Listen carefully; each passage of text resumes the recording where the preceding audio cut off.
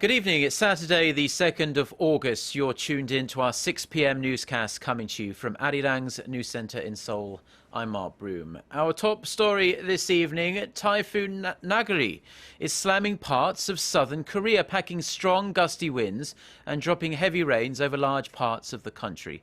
The inclement conditions have led to the cancellation of scores of flights and left hundreds of homes without power, although the lights are back on now. Our Kim Hyun-bin reports. Heavy rainfall and strong winds are expected throughout the weekend due to the effects of Typhoon Nakri. Amid the harsh conditions, over 230 international and domestic flights in and out of Jeju International Airport have been cancelled, and over 1,000 households on the island were briefly without power. Across the southern part of the country, there were numerous reports of property damage, broken traffic lights, and fallen trees blocking streets. Several festivals in the south of the country have also been cancelled or delayed. According to the Korea Meteorological Administration, as of 6 p.m. Korea time, Nakri was positioned about 270 kilometers southwest of Jeju Island's southern city of Seogwipo. The typhoon is traveling in a northward direction at a speed of roughly 15 kilometers per hour. The mid-scale typhoon packing winds up to 25 meters per second has tipped almost 870 millimeters of rain on Jeju's Mount Halla since it started to affect the area. Waves as high as 8 meters have been seen on Jeju Island. And the choppy seas mean all passenger ferries to the island were suspended on Friday. The typhoon is moving north to the central part of Korea, as well as the capital Seoul. Strong winds and rain are in the forecast for Sunday and early next week. But the typhoon is expected to weaken as it passes over the western coast of the peninsula. Kim Hyun-bin, ARIRANG News. 2 American tourists detained in North Korea on anti-state charges are pleading with the U.S. government to do what it can to secure their release. Matthew Miller and Jeffrey Fowle say they expect to be tried soon and given long prison terms. Both told the AP news agency that they have been treated relatively well, but they are worried conditions will soon get a lot worse. They were detained separately, but both were accused of committing hostile acts while in the country. 56-year-old Jeffrey Fowle entered North Korea in late April and was detained in early June as he was leaving the country. He reportedly left a Bible in a toilet of a restaurant in the northern port city of Cheongjin, but his family are adamant that he was not on a mission for his church. North Korean authorities say 24-year-old Matthew Miller entered the country on April 10th with a tourist visa, but tore it up at the airport and shouted that he wanted to seek asylum.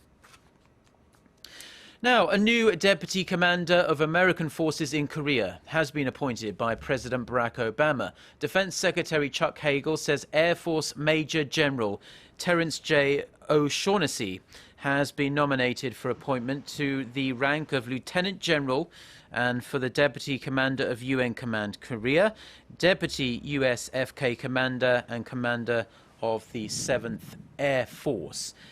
O'Shaughnessy is currently serving as Director of Operations at the U.S. Pacific Command Headquarters in Hawaii. If formally appointed, he will replace Lieutenant General Jean-Marc Juas.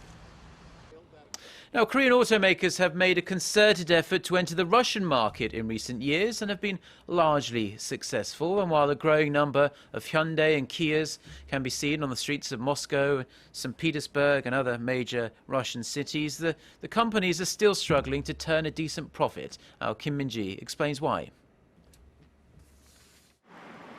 Korea's largest automotive group is gaining a better foothold in the Russian market, but that hasn't translated into higher profits. Hyundai Motor and Kia Motor sold a combined 184,000 vehicles in Russia during the first 6 months of the year. That's down about 0.5% from a year earlier, but compared to other automakers, the two Korean companies are faring relatively well. Overall car sales in the country fell nearly 8% in the first half. Renault Nissan Avtovaz saw their total sales drop nearly 6%, General Motors 17.5%, and Ford a whopping 38.7%. Hyundai and Kia did particularly well in June, selling around 34,000 automobiles in total, which gave them a market share of 16.9%. This was good enough for first place among all companies, and even ahead of Russia's leading carmaker Avtovaz, which claimed about 15%. This, however, has not corresponded into higher gains. The Russian arm of both Hyundai and Kia posted net losses of over $22 million each during the first quarter. Some cars sold in Russia are manufactured in Korea, so the depreciation of the ruble to the won has pulled down profit numbers. The ruble traded against the won at 31.86 at the beginning of the year. The value had fallen nearly 10% as of July. Industry insiders say it's extremely difficult to reap profits in Russia right now, and it seems likely that the weak ruble will dent earnings of Hyundai and Kia for the time being. Kim Min-ji, ARIRANG News. At least 65 people have been killed and more than 100 injured in an explosion at a factory in eastern China. The country's Xinhua news agency reports the blast tore through a metal products factory in Kunshan, a city in Jiangsu province. The factory, run by a company called Zhongrong, makes car and bicycle parts and specializes in alloy and electroplating. There were more than 200 workers at the site when the blast occurred. Preliminary investigations show the explosion was likely caused by an accumulation of dust that ignited as workers were polishing metal wheel rims in a workshop. Turning now to the latest on the Middle East crisis. Hamas says it has no clear indication on the whereabouts of an Israeli soldier that Israel accused it of abducting in Gaza. 23-year-old Hadar Goldin went missing on Friday, and his presumed capture could vastly complicate ceasefire efforts. Israel quickly declared a planned 72-hour Gaza ceasefire over on Friday, saying Hamas militants breached the truce soon after it took effect.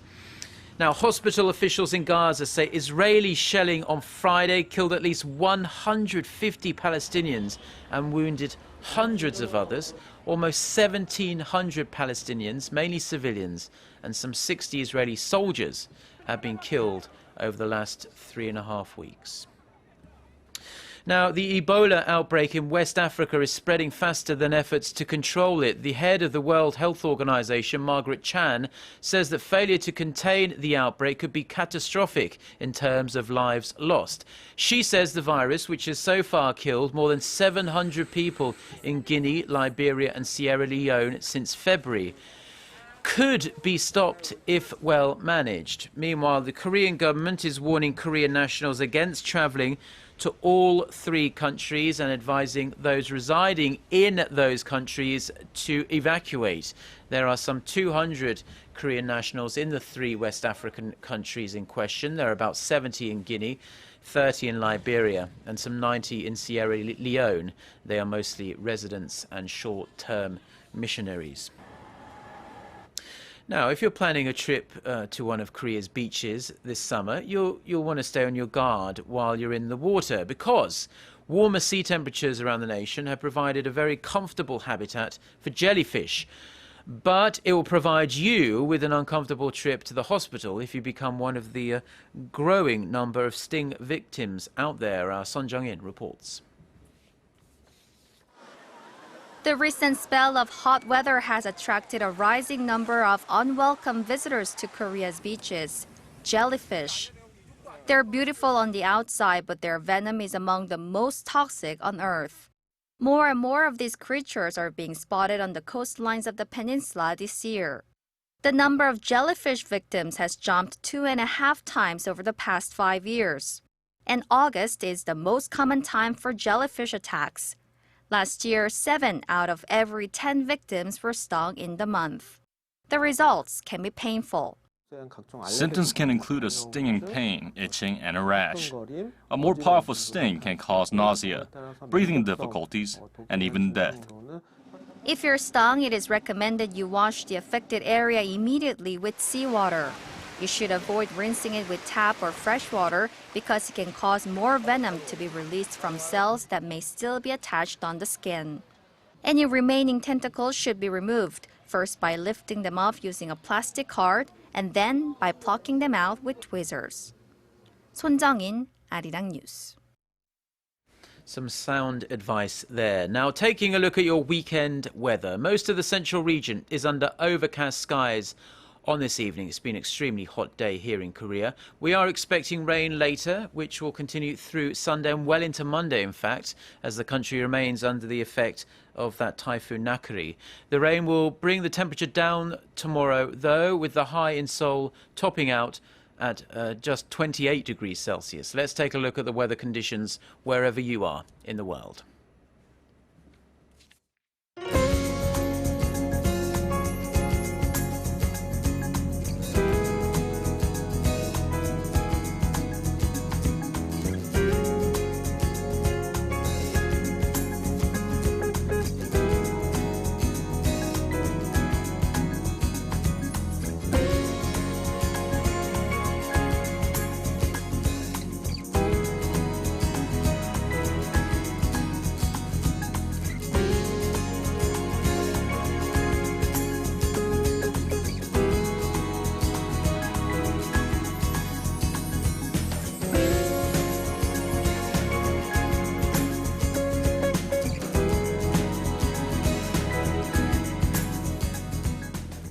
That's all we have for now. Do enjoy the rest of your Saturday, and we'll be back again for our next newscast at 10 p.m. Korea time.